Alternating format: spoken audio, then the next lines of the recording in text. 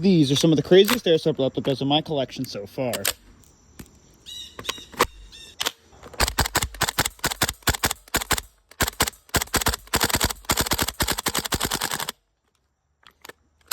Yeah, the short KCO2 is fun and all. With the right amount of messing around, it just gets weird.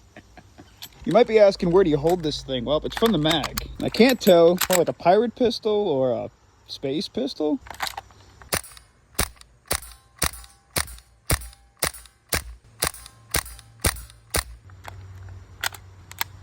All right, what about an airsoft nail gun? And yeah, it's got a 100-round mag.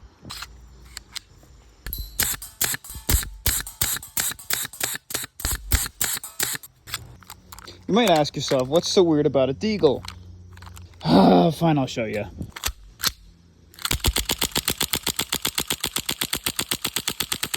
You get it now?